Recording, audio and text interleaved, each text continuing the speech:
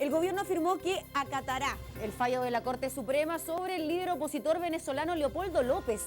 Ayer el máximo tribunal acogió un recurso de protección presentado en favor de los dirigentes López y Ceballos detenidos en Caracas. De esta manera el Ejecutivo deberá requerir a la Comisión de Derechos Humanos de la OEA constituirse en los penales y constatar la situación de los detenidos. Reacción inmediata por parte del MAS, quienes calificaron la acción como un intervencionismo grotesco. Porque esto es noticia.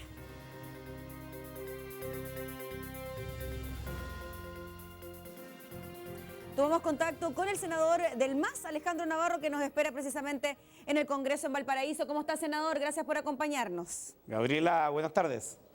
Una intromisión grotesca fue esta determinación por parte de la Corte Suprema de avalar esta determinación y acudir entonces a la Organización de Estados Americanos. Gabriela, yo creo que es un fallo extraordinariamente peligroso, de alto riesgo en sus consecuencias. Yo lo califico de un fallo liviano, de un fallo político, porque además es un fallo dividido. La ministra Ekmen y la ministra Sandoval ratificaron de que Chile no tiene jurisdicción sobre la justicia venezolana ni sobre el Estado venezolano y votaron en contra.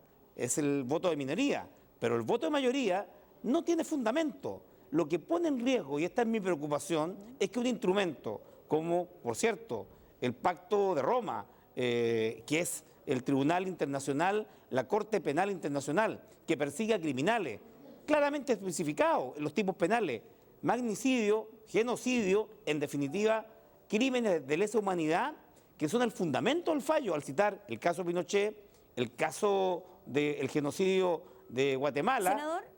Dime. Sí, no, senador, pero le quería preguntar en este caso en particular de la oposición venezolana. Se dice que en contra de Leopoldo López no hubo ningún tipo de proceso, que el juicio estuvo lleno de vicios y que de alguna manera u otra ahí sí habría un atentado en contra de los derechos humanos porque no habría ningún delito que se le asocia a la figura de López. De ahí entonces la intromisión por parte de nuestro país al solicitarle a la OEA que también esté presente dentro de las cárceles de Caracas. Gabriela, te reiteraba, el fundamento hace referencia a Pinochet, al genocidio de Guatemala y al genocidio del Tíbet, porque solo puede ser usada la jurisdicción internacional en caso, por cierto, de estos genocidios, violación de los derechos humanos, persecución de dictadores.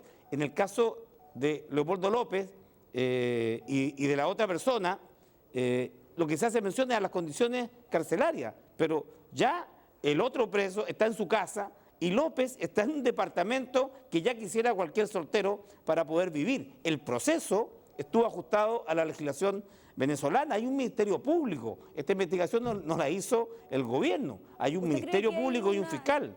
¿Usted cree que hay una intromisión política o de ciertos sectores políticos en nuestro país? Se lo pregunto directamente por la democracia cristiana y la influencia que podría tener en todo esto la figura del ministro del Interior, Jorge Burgos.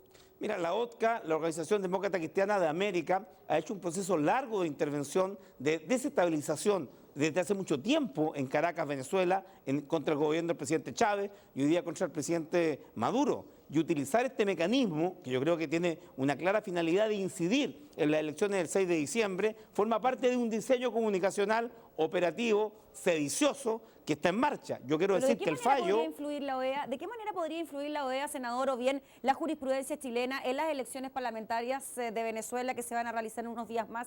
Gabriela, esto conforma un todo. Cuando un tribunal chileno, fíjate, cuestiona al Tribunal Supremo de Justicia de Venezuela y además habla de connivencia, es decir, es una acusación política en contra del gobierno de Nicolás Maduro, el gobierno de Venezuela, lo que hace es generar condiciones que ponen en duda la transparencia y la división de los poderes en el caso de Venezuela. Por lo tanto, es un eslabón más en un proceso complejo y un proceso que busca generar condiciones para cuestionar las elecciones del 6 de diciembre. Yo lamento este fallo de la Corte Suprema de la Tercera Sala, que es un fallo político, basta leerlo. Yo invitaría que la gente lea el fallo y, como han dicho muchos juristas constitucionalistas, carece de fundamento, se basa en su fundamento de la información sacada de Internet.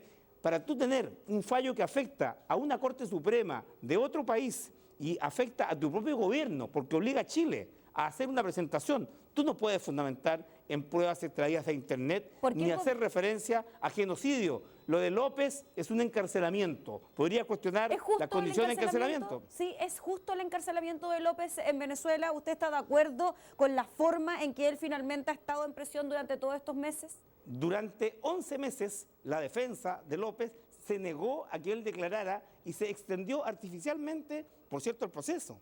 López no es un niñito de pecho, es un político consumado. Como alcalde encabezó la toma de la Embajada de Cuba durante el golpe del 2002 y la captura del ministro del Interior.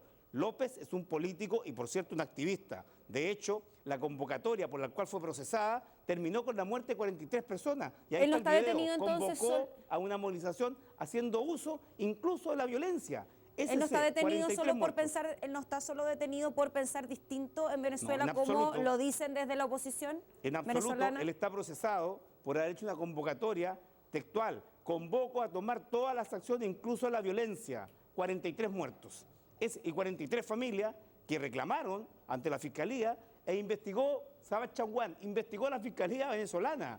Ha sido un proceso abierto y quiero decirte que el fiscal que huye a Miami y luego denuncia que estaba sometido a presiones, yo quiero pedirte que compare la actitud de cualquier fiscal nuestro si fuera sometido a presiones. Hubiera denunciado antes y no hubiera huido del país para poder denunciar desde Miami estos hechos. Creo que en esto hay mucho de político y lamentablemente el fallo de la tercera sala de la Corte de Apelaciones se enmarca en un fallo político que va a traer consecuencias negativas para las relaciones de Chile y Venezuela, lamentablemente. Senador, le agradecemos por el contacto, Gracias lo dejamos, sabemos que todavía le queda trabajo ahí en el Congreso con el presupuesto, bastante. Que esté muy bien. Chao, buenas noches. Chao, chao. El senador Alejandro Navarro respondiendo a nuestras preguntas desde el Congreso Nacional. Hacemos pausa, quédese con nosotros, escríbanos, hashtag, esto es noticia, volvemos enseguida.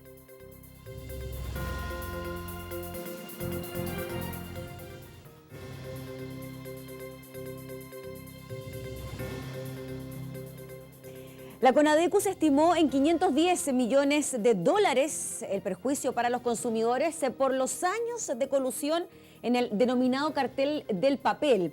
Hoy la Corporación Nacional de Consumidores y Usuarios, representada por el estudio Bravo Abogados, presentó ante la Justicia Civil una demanda colectiva en contra de CMPC y SCA en la que pide que se indemnice a los consumidores. Conversamos con Mario Bravo, abogado del estudio Bravo Abogado. Muchas gracias por acompañarnos en estas noticias. Gracias por invitarme, Gabriela. Los 17 millones de chilenos somos víctimas de esta colusión, por lo tanto, ¿todos los chilenos podríamos ser compensados por esta demanda? Si es que la justicia sí lo determina. No es que podamos, tenemos derecho, debemos ser compensados todos los chilenos, sin lugar a dudas. Y esto tiene que ver porque todo el país se vio afectado por estos años de colusión. Sí, es un producto que cuesta creer que alguien no lo utilice. Es de primera necesidad. Así es. De ahí entonces a que ustedes determinaran que en caso de que esta demanda llegue a buen puerto favorezca a todos los chilenos. Esperamos que a cada uno de los chilenos. Estos 510 millones de dólares de perjuicio, ¿se podrían repartir de alguna manera? Es lo que ustedes determinaron por medio de ciertos estudios que mandaron a hacer, pero ¿de qué manera se podría distribuir ese dinero? Sí, nosotros trabajamos con dos economistas que nos colaboraron, Andrea Alvarado y Gonzalo Escobar, sí, que fueron economistas de la Fiscalía Nacional Económica. Yo también trabajé en la Fiscalía Nacional Económica.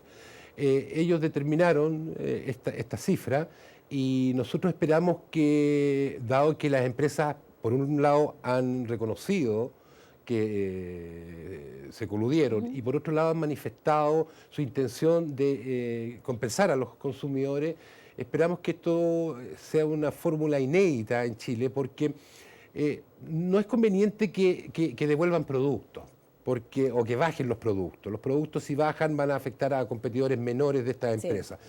Yo creo que lo más razonable es que a cada chileno se le entregue una suma de dinero correspondiente a la división de esta cantidad que hemos determinado. ¿Cuánto porcentaje de más se estima que pagamos los chilenos por el precio del papel higiénico, de las servilletas, papel tisú, etcétera? Estimamos 510 millones de dólares. ¿Pero cuánto, por ejemplo, pagamos más por un confort, por un rollo de confort? ¿Un 15%, un 10% según lo estimado por la colusión? Se estima estima, y el método que han utilizado los economistas, era un 20%. 20% más Claro, de lo que debería haber costado realmente. De lo que se debería haber pagado en caso de que hubiese habido competencia entre ellas. Y con ese porcentaje se hace el cálculo en relación a las ventas que hubo durante todos esos años, la cantidad de chilenos, etcétera, etcétera.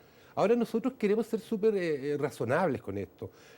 CONADECU es una defensora de los derechos del consumidor y los consumidores están inmersos en un sistema de libre mercado. Nosotros queremos defender el sistema de libre mercado, no nos interesa quebrar a las empresas, por cierto.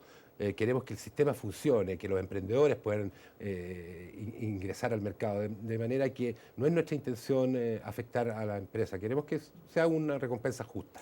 Hace unos días atrás, el CERNAC también presentó una propuesta de mediación voluntaria a las dos empresas involucradas, CMPC y SCA. SCA dice, yo no participo, CMPC dice, sí, yo participo. ¿Qué pasa si es que CMPC se acoge a esta mediación voluntaria? ¿Esta demanda entonces compensatoria quedaría en nada? No, en absoluto. ¿Habrían dos compensaciones entonces? No, tampoco. Lo que pasa es lo siguiente, la mediación a que ha invitado el CERNAC es una mediación absolutamente voluntaria, no tiene carácter de jurisdiccional, no tiene valor jurídico, podríamos decirlo de esta manera, de tal manera que nosotros podemos, independiente de eso, demandar. Y llamamos al CERNAC y a la empresa a que este acuerdo se haga en el proceso judicial, que es donde se contempla. ¿Pero no es ganar tiempo acogerse a la mediación voluntaria en vez de iniciar un proceso judicial? No, porque el proceso es muy sencillo. Presentada la demanda, que le hicimos hoy día, se notifica esta demanda y las empresas tienen un plazo para contestar esta demanda y una vez que contestan la demanda, el propio tribunal llama a una conciliación. Perfecto. Pero esa conciliación tiene valor jurídico. Es más corto el proceso que lo que conocimos en el caso de los pollos, donde recién, después de una determinación de la Corte Suprema, ustedes presentan la demanda colectiva por compensación. Claro, lo que pasa es lo siguiente, que la gran diferencia entre el caso del confort y el caso de los pollos es que en el caso de los pollos las empresas jamás reconocieron que se habían coludido y por lo tanto se tuvo que llevar adelante todo el proceso ante el Tribunal de Defensa de la Libre Competencia, se tuvo que llegar a la Corte Suprema porque ellos usaron los recursos que le granjea la ley y en definitiva, en este caso, en el del confort, las empresas, ambas empresas, hicieron uso de la delación compensada y por lo tanto confesaron esta colusión. Esto hace que el proceso sea totalmente distinto y mucho más corto, por cierto. El proceso va a ser para las dos empresas por igual. Sabemos que los montos son bastante disímiles, uno bastante más alto para CMPC, uno no más bajo para SCA, pero el proceso sería exactamente igual para las dos. Es el mismo. Y lo importante es que nosotros confiamos en los tribunales de justicia. Yo trabajo en el área económica y puedo garantizarle a la gente que tanto la tercera sala de la Corte Suprema, que es la que ve esto, como los tribunales han hecho un gran esfuerzo por entender estos temas y nosotros estamos pero muy confiados en que los tribunales de justicia van a hacer justicia en este caso y lo más importante es que le da garantía a todos, le va a dar garantía a la empresa, le va a dar garantía a los consumidores y va a ser un acuerdo que le da seguridad jurídica a todos. ¿Cuánto es el monto que podría recibir cada uno de los chilenos por esta indemnización? ¿Los 571 millones de dólares se dividen en 17 millones? Sí, en 17, obvio que tiene que ser así. Mira, cuando hablamos de 12.000 pesos por persona, llegamos a 300 millones de dólares. Entonces yo calculo que deben ser, no sé, unos 17, 20.000 pesos, una cosa por ahí. No estoy seguro. ¿Mismo dinero para todas las edades? ¿Un niño de 2, 3 años va a recibir lo mismo que una persona de 70 años? Un niño, yo tengo ¿También va al baño? Yo tengo 3 niñitas y ella consume mucho más confort que el hombre, pero sí. Todas las personas, pues si todas las personas requieren. ¿Y cómo se podría, nos queda poco tiempo, pero cómo se podría concretar ese proceso? ¿Depósitos en las cuentas, vales vista, a la hora de comprar un descuento? Bueno, ese mecanismo es el que esperamos que por una parte lo determine el tribunal, pero también esperamos que las empresas, ya que han manifestado su intención de compensar, colaboren con ello y hay muchos métodos. Seguramente va a haber gente que no va a querer o no va a ir a buscar este dinero y hay que también pensar en qué se va a hacer con el remanente. Abogado, le agradecemos enormemente por explicarnos todo este proceso y estaremos atentos entonces al desarrollo de esta demanda. Pues. Esperemos que nos vaya bien a todos. Muchas gracias por invitarnos. Muchas gracias. Adiós. Tenemos un consejo para ustedes en sus casas para que tu plan sea mucho más pro. Claro, te entrega más del doble de gigas, como en el plan Pro 7 GB con 1000 minutos, Facebook, Twitter y WhatsApp sin gastar tus gigas. Y Claro, música por un año gratis. Así de simple, que tu plan sea más pro con Claro es posible. Nos separamos brevemente, hacemos pausa y volvemos con más de esta noticia. Quédese.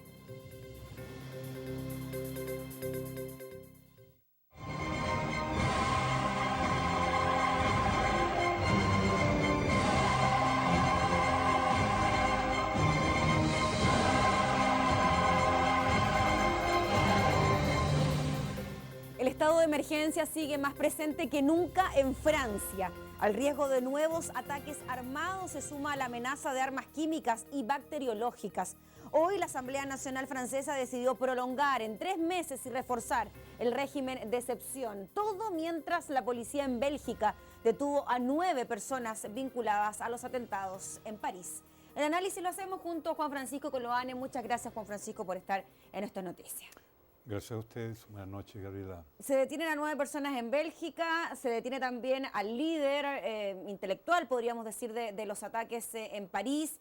Se extiende el estado de emergencia en Francia a 3 meses. Es crítica la situación, no solo en París, no solo en Francia, también en Europa. Hay preocupación, hay alarma. Exactamente, ya lo dijimos antes de ayer, en el sentido de que involucrarse en una guerra de esta dimensión, con estos efectos, no se anticipó. No creo que se haya anticipado el efecto, para Francia me refiero, de involucramiento de este plan de derrocar al presidente Assad. Nunca previeron que iban a tener un ataque en su propia capital.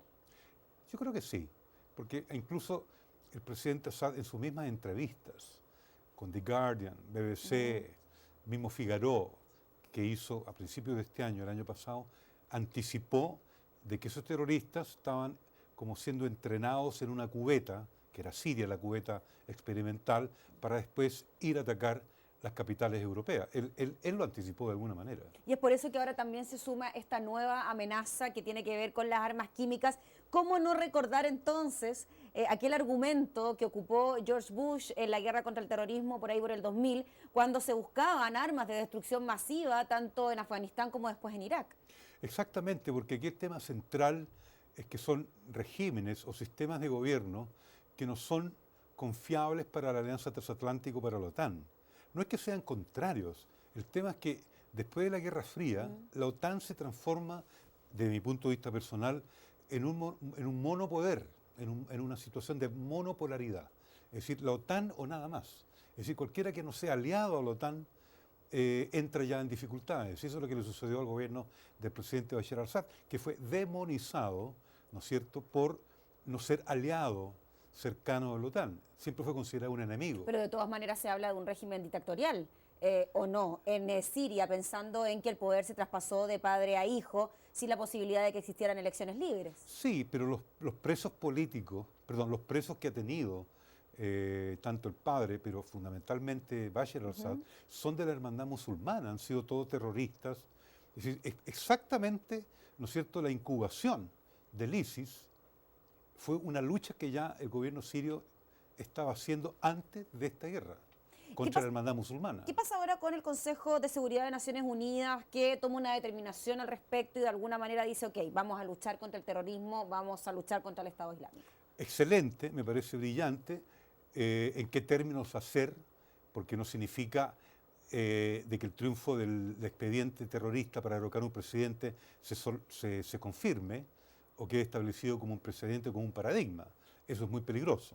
Es decir, tiene que ser en función de normalizar Siria con la estructura política que tiene y que esta estructura política se transforme gradualmente en una república de la forma en que el Consejo de Seguridad lo determine. En días anteriores decíamos que era poco creíble de alguna manera que grandes potencias como Estados Unidos, Francia, incluso Rusia ahora, no puedan terminar con este Estado Islámico, siendo que, como lo decíamos, son potencias también que cuentan con fuerzas armadas bastante importantes. Con el apoyo ahora de Naciones Unidas, ¿pudiese cambiar aquello? ¿Se pudiese derrocar finalmente al Estado Islámico? Se puede derrocar, siempre y cuando esté dentro de la Carta de Naciones Unidas, que es bien específica en el sentido que no sea una intervención para derrocar un gobierno. Las intervenciones humanitarias de la ONU no están mandatadas para derrocar gobiernos. ¿Y usted cree que ese sea un objetivo escondido por parte de Naciones Unidas o del mismo Estados Unidos, que le interesa de alguna manera derrocar al gobierno de Bashar al-Assad, a pesar de que ahora están amigos o en alianza? Yo estoy seguro que detrás de cualquier resolución de esa naturaleza va a existir una posibilidad de evitar ese tipo de error. Ahora, lo que sí es interesante comentar es que cómo es posible que el Consejo de Seguridad ahora tome cartas en el asunto después de 250.000 muertos y 5 millones de refugiados. Eso es lo que se necesita una explicación mucho más profunda de parte de las autoridades. Al parecer el Consejo de Naciones Unidas llega siempre tarde a la toma de decisiones o a la hora de actuar en determinadas materias que tengan que ver con vidas humanas, y siempre recordamos quizás lo que más está cercano en el tiempo, lo de Palestina, el caso de la Franja de Gaza, etcétera. No, pero estuvieron bastante de acuerdo en liquidar a Gaddafi. Tanto chinos y rusos apoyaron esa intervención. Por lo tanto, no siempre es tarde. Es decir, el desastre de Libia es responsabilidad del Consejo de Seguridad. Yo creo que eso va a ser un antecedente, ¿no es cierto?, para tomar en cuenta en el sentido de que cualquier resolución que venga del Consejo tiene que ser en función de reconstruir el Estado sirio, no continuar destruyéndolo. Nos quedan 30 segundos. ¿Qué pasa con el apoyo que ha prestado también China a los rusos en estos últimos días para luchar en contra del Estado Islámico? Fundamental, esencial. No puede ser esto una batalla contra el terrorismo solo de Rusia, de Irán y del ejército, permítame decirlo, árabe sirio, que son la fuerza en terreno que está luchando contra el ISIS en la práctica. Ya pues, Juan Francisco, le agradecemos como siempre estar junto a nosotros con el análisis de estas materias que nos han tenido muy al pendiente durante toda esta semana. Buenas noches y gracias a ustedes. Que esté muy bien. Hacemos pausa y volvemos. Hashtag Esto es Noticia.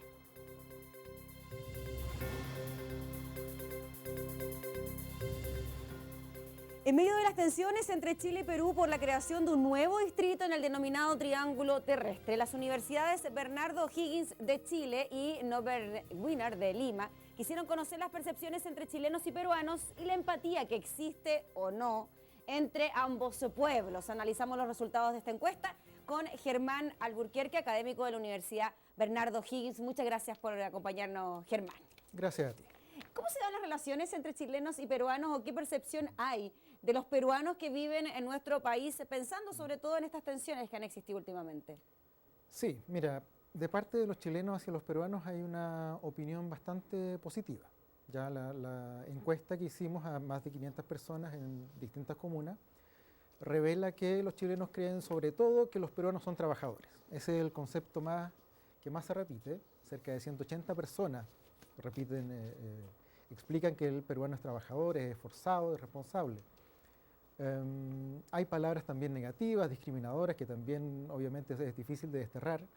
No sé, cochino, hediondo, u otras palabras que sin ser discriminadoras per se son, o pueden ser en alguna medida xenofóbicas, como bajo, chico, y que responden a estereotipos que son difíciles también de extirpar. Y además, Germán, dentro de la percepción que existen de los peruanos que están en nuestro país, además de ser buenos trabajadores, que me imagino, claro, tiene que ver con el objetivo del por qué ellos llegan a nuestro país, son amables, son simpáticos, son gentiles, son esforzados, son humildes y además son buena persona, un 41% de percepción positiva frente a ellos. Exactamente.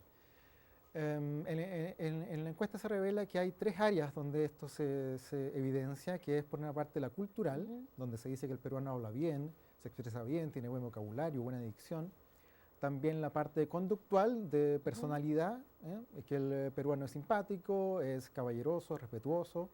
Y también lo laboral que decíamos recién, su capacidad de trabajar, de adaptarse también a distintas funciones, ¿cierto? Y al revés, la percepción que tienen los peruanos de nosotros, hay una total de palabras asociadas al chileno, un 51% de las palabras son negativas, asociadas a nosotros. Sí. ¿Qué tipo de palabras son asociadas también a los chilenos en Perú? Sí, se nos trata sobre todo de racistas y de ladrones. ¿Ya? ¿Y esto de ladrones, a qué es atribuible? ¿Que vamos a Perú a robar o tiene que ver con el tema limítrofe? Tiene que ver, yo creo, con la guerra del Pacífico. Sí.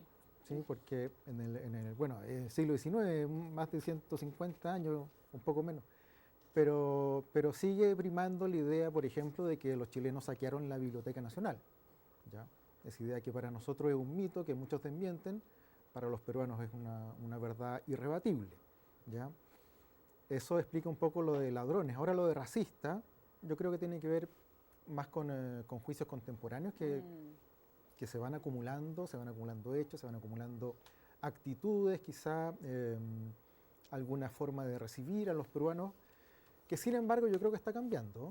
Germán, pero por ejemplo, a pesar de que cuando se le pregunta a los peruanos si Chile puede ser un aporte para el desarrollo del Perú, un 53% dice que no, la mayoría dice que no, pero al momento de preguntarle si Perú debe profundizar las relaciones con Chile, ahí hay mitad y mitad. 50% dice que sí, 50% dice que no hay que profundizar las relaciones. Sí, esto suena contradictorio.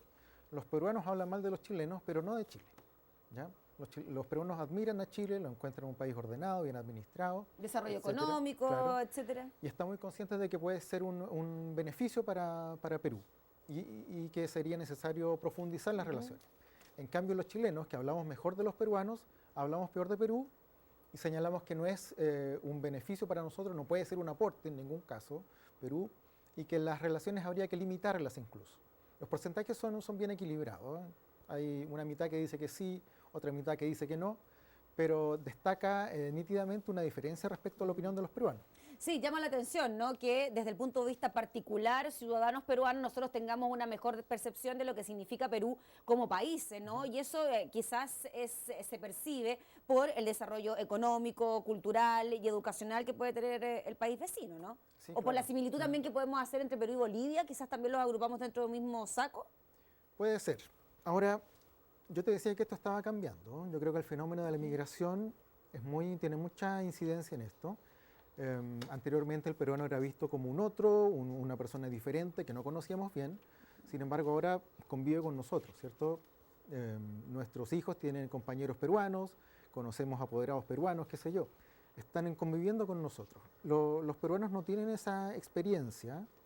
La migración chilena en Perú, que es elevada en las últimas décadas, últimos años, es más bien a nivel de élites, ¿ya? La migración peruana en Chile, en cambio, es más popular, es más transversal.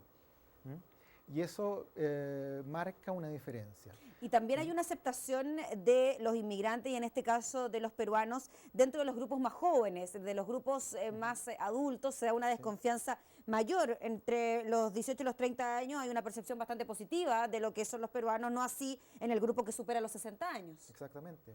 Es lo que hemos visto en la encuesta. Las nuevas generaciones son más receptivas, más abiertas, más tolerantes. Y no solo con las nacionalidades, es una cuestión que proviene seguramente de la globalización, de Internet, etc.